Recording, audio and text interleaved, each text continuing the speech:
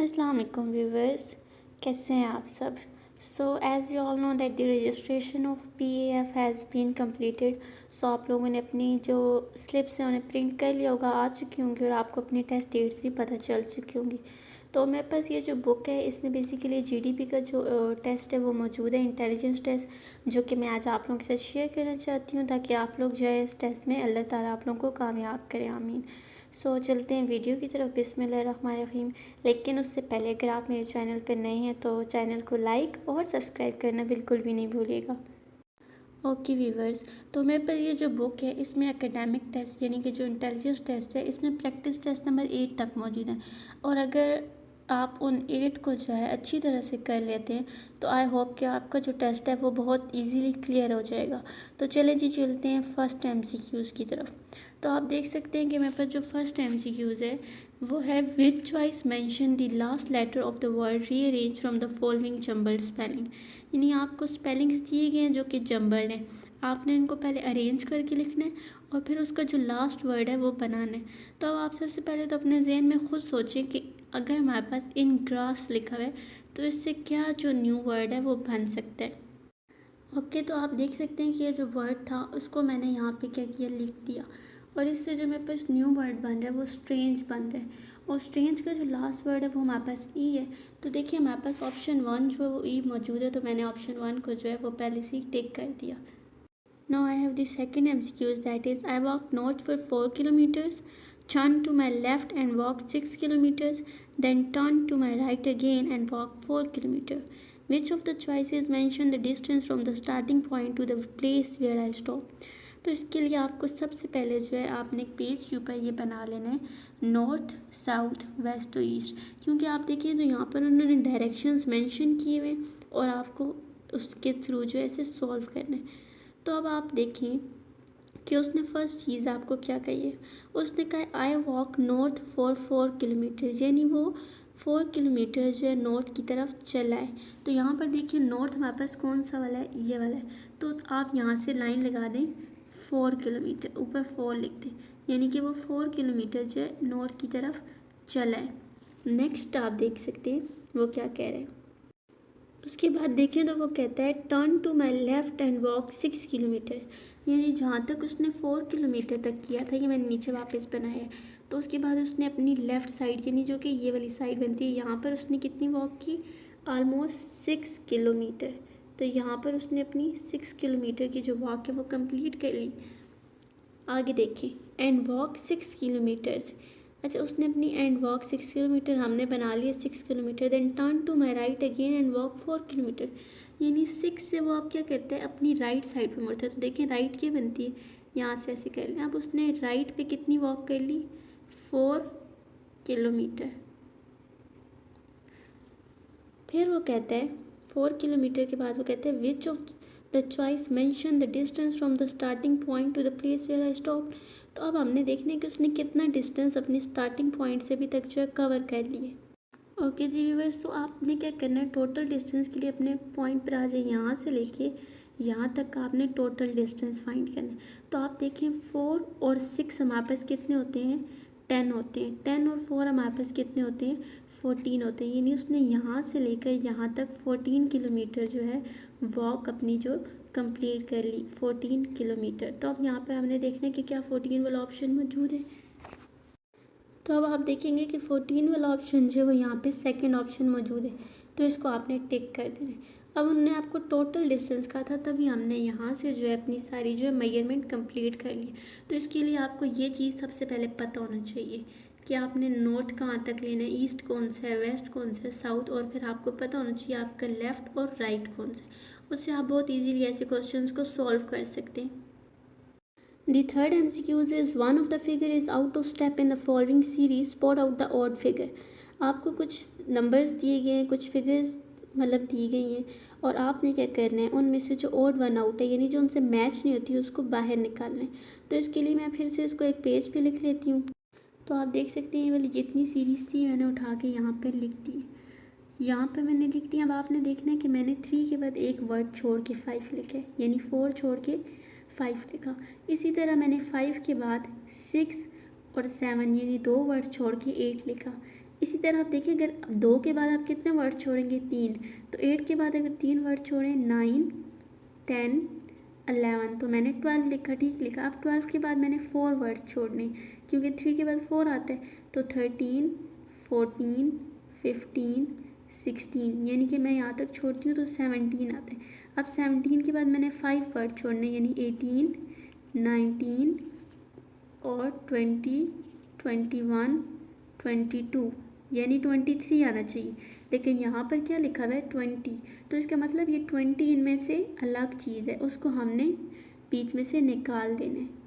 अब आप अगर इसको गौर से देखें तो पहले 1 वर्ड मिसिंग था, फिर 2 वर्ड्स मिसिंग थे, फिर 3, फिर 4 और फिर 5, यानी कि 20 बीच में से एक एक्स्ट्रा वर्ड आ रहा था। तो यहाँ से आपने क्या करना है, ये जो 20 है इसको सर्कल कर देना है, और इसका ऑप्शन अगर मौजूद होगा तो हम इसको टिक कर देंगे।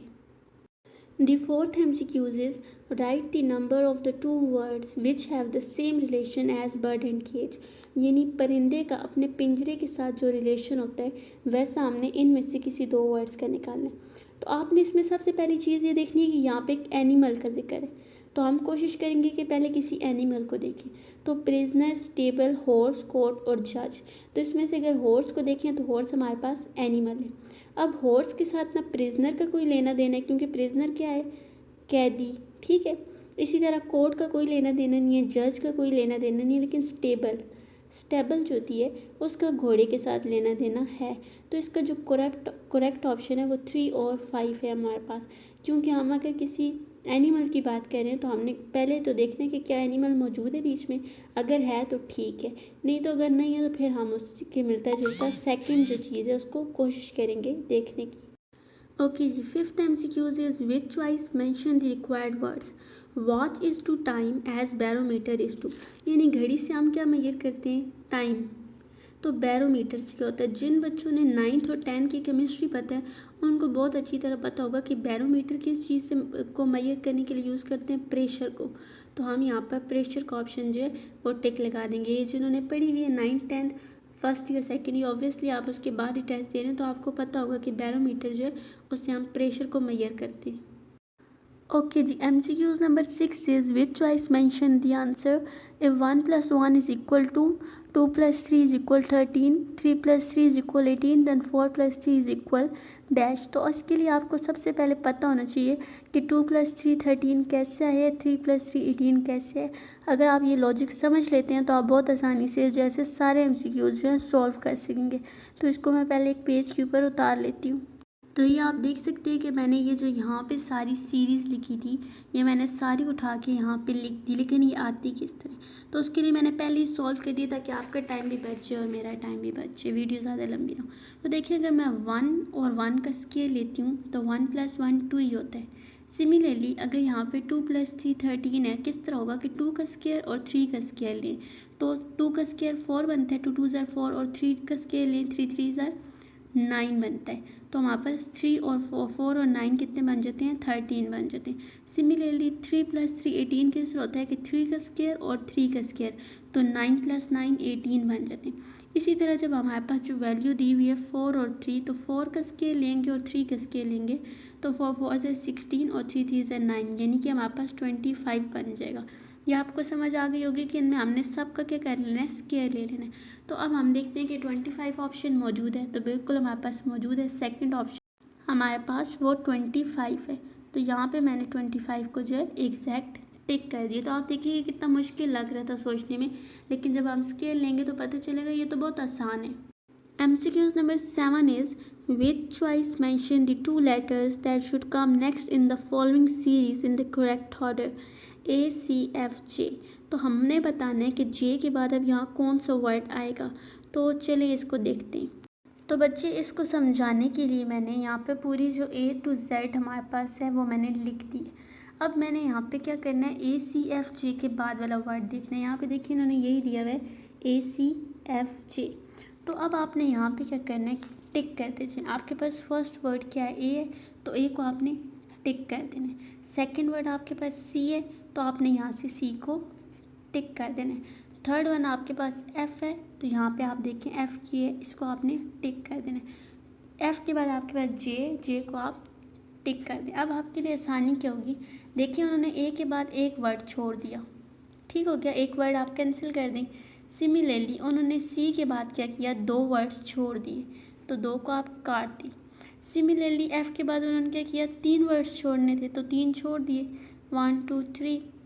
अब आपने कहना है कि जे के बाद क्या है, तो देखिए जब उन्होंने ए के बाद वन वर्ड छोड़ा है यानी कि बी, सी के बाद उन्होंने टू वर्ड्स छोड़ दिए और फिर उन्होंने एफ के बाद थ्री वर्ड्स छोड़े, तो अब हमने फोर वर्ड्स छोड़ने, तो वन वर्ड कैंसिल कर दें आप, सेकंड वर्ड कैंसिल कर दें, थर्ड वन कैंसिल कर दें और फोर्थ, तो आपके पास जो एग्जैक्ट नंबर बनता है वो क्या बनता है, ओ, यानी नंबर नहीं लेटर बनता है, वो ओ बनता है।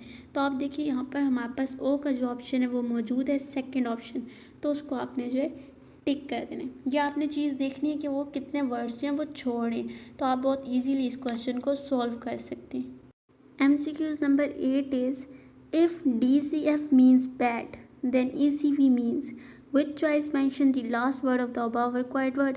वो कहता है अगर DCF से हमारे पास वर्ड बैड बनता है तो आपने बताना है ECV से कौन सा वर्ड बनेगा, और उस वर्ड का जो लास्ट लेटर है वो आपने देखना है इन चॉइसेस में मौजूद है, तो उसको टिक करना है। तो देखिए मैंने यहाँ पे लिख दिया कि DCF जो है वो बैड की इक्वल है। मैं आपको बताती हूँ DCF किस तरह बैड की इक्वल है। यहाँ पे मेरे पास डी लेटर है, डी से एक पीछे छोड़ दें तो बी आता है, तो बी बन गया डी की जगह। सी के बाद ए, सी की जगह उन्होंने ए लिखा हुआ है, यानी सी के पीछे एक लेटर छोड़ दें तो ए ही आता है, ठीक है, तो हमने ए लिख दिया। और एफ़ के इन्होंने डी लिखा हुआ है, तो यहाँ देखें कि एफ़ मौजूद है, एफ़ के पीछे एक लेटर छोड़ दें तो डी ही आता है, यानी कि एक वर्ड छोड़ के उससे पीछे वाला वर्ड लिखेंगे तो हमने इसको बना लिए। सिमिलरली अब इसके केस में भी हम यही वाला तरीका करेंगे। तो आप देखें ई के जो पीछे वाला वर्ड है उसको आपने काट देना है। ई के पीछे वाला वर्ड आपके पास क्या है, डी, तो डी को काटें तो आपके पास क्या रहता है, सी, तो यहाँ पे हमारे पास आ जाएगा सी, यानी ई की जगह सी। अब सिमिलरली सी की जगह क्या आएगा, तो वहाँ पर आप बजाय कि इतना गिने आपने स्मार्ट प्ले करना है, अगर यहाँ पे सी की जगह ए है तो मतलब यहाँ पे भी ए ही होगा, क्योंकि देखिए अगर हम यहाँ से सी के पीछे बी को काट दें तो वो हमारे पास ए ही आ रहा है। अब आपने वी की जगह देखना है, तो यहाँ वी लिखा हुआ है कहाँ पे, ये, तो वी के पीछे वाला वर्ड यू काट दें तो टी आता है, यानी कि ये जो वर्ड है इससे क्या वर्ड बन रहा है, कैट। अब देखिए ये कितना आसान हो गया अगर इस तरह से आप इसको सीख लें, और जब आप ज़्यादा प्रैक्टिस करेंगे तो आपसे खुद ब खुद ये हल होने लग जाएंगे। तो यहाँ देखिए ऑप्शन में टी ऑप्शन मौजूद भी है, तो इसको हमने करेक्ट कर दी, यानी कि इससे हमारे पास क्या वर्ड बन रहा है, कैट वर्ड बन रहा है।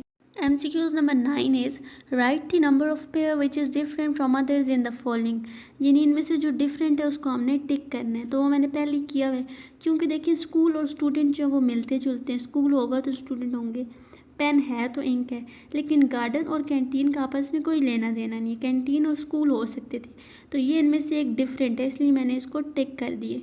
MCQs number 10 is rearrange in your mind the following jumble letters to form a sensible word. ये जंबल लेटर्स हैं और आपने इन्हें रीअरेंज करके एक वर्ड बनाना है, तो देख के ही लगता है कि कंप्यूटर बनता है, लेकिन चेक कर लें, COM कट जाएगा, PUTER, यानी कंप्यूटर ही बन रहा है, तो आपने इसको क्लिक कर देना है इसके ऊपर।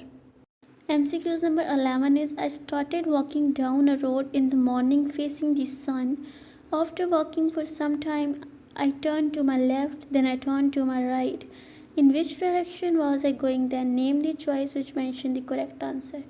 तो यानी कि वो सुबह सवेरे जो था रोड पे जा रहा था और उसका जो फेस था वो कहाँ था, सन की तरफ था, यानी सूरज की तरफ। कुछ टाइम बाद वो अपने लेफ़्ट पे मुड़ा और फिर राइट पे। MCQs number 11 is I started walking down a road in the morning facing the sun. After walking for some time, I turned to my left, then I turned to my right. In which direction was I going then? Name the choice which mentioned the correct answer. तो यानी कि वो सुबह सवेरे जो था road पे जा रहा था और उसका जो फेस था वो कहाँ था, सन की तरफ था, यानी सूरज की तरफ। कुछ टाइम बाद वो अपने लेफ़्ट पे मुड़ा और फिर राइट पे। तो बच्चे इसको सॉल्व करने का बहुत सादा तरीका है। वो कहता है started walking down a road in the morning facing the sun. तो आपने एक बहुत अच्छी बात सुनी हुई होगी कि sun rises in the east, यानी सन जो है वो ईस्ट में क्या करता है, राइज करता है। तो उसका जो फेस था वो डाउन था और वो कहाँ जा रहा था, ईस्ट की तरफ, यानी कि वो इस तरफ जा रहे हैं। अब उसने क्या किया, after walking for some time I turn to my left then I turn to my right. अब उसने यहाँ से क्या किया, वो लेफ़्ट पे मुड़ गया। तो इसकी लेफ़्ट कौन सी बनती है, यानी ये राइट बनती है और ये लेफ़्ट, तो यानी ये यहाँ से ही वापस लेफ़्ट पे मुड़ गया। ठीक हो गया। फिर उसने क्या कहा, फिर वो कहता है then I turn to my right, और थोड़ी देर बाद उसने क्या किया, वो फिर से अपने राइट पे यानी इसी साइड पे मुड़ गया। अब आपने बताना है कि वो कौन सी डायरेक्शन में जा रहे हैं। तो इसके लिए हम देख लेते हैं कि यहाँ पे वो ईस्ट पे जा रहा था, ईस्ट से वो फिर वेस्ट पे गया और वेस्ट से वो वापस ईस्ट पे, यानी कि वो ईस्ट पे ही जा रहा है। तो इसका जो करेक्ट ऑप्शन है वो ईस्ट ही है, क्योंकि वो ईस्ट पे ही वापस जा रहा है। और ये सारी बात कहाँ से पता चली है, फेसिंग दी सन से। The 12th MCQ is write the number of the two words which have the same relation as ink and pen out of the following, यानी इंक का पेन के साथ जो रिलेशनशिप पेन में से किसका है। तो शार्पनर पेंसिल का रिलेशनशिप इंक पेन जैसा नहीं है। पेंसिल और लेड, क्योंकि पेंसिल लेड से बनी हुई है और इंक जो है पेन के अंदर डालते हैं, तो ये चीज़ें आपस में आलमोस्ट सेम है। तो इसका जो करेक्ट ऑप्शन है वो 3 और 2 है। सो बच्चे, मैंने अपनी आज की वीडियो में बस MCQs नंबर 13 तक ही कराना था, और आगे भी इंशाल्लाह मैं वीडियो बनाऊंगी। आपने कमेंट करना है लाजमी, फिर मैं आप लोगों के लिए नेक्स्ट जो पार्ट है उसकी भी वीडियो जो है वो कंप्लीट जो है अपने चैनल पर अपलोड कर दूंगी। तब तक अपना ख्याल रखें, अपनी अच्छी अच्छी तैयारी करें और दुआओं में याद रखें। और मेरे चैनल को लाइक और सब्सक्राइब नहीं किया तो लाजमी आपने जाने से पहले लाइक और सब्सक्राइब करके जाना है। ठीक है, अल्लाह हाफिज़।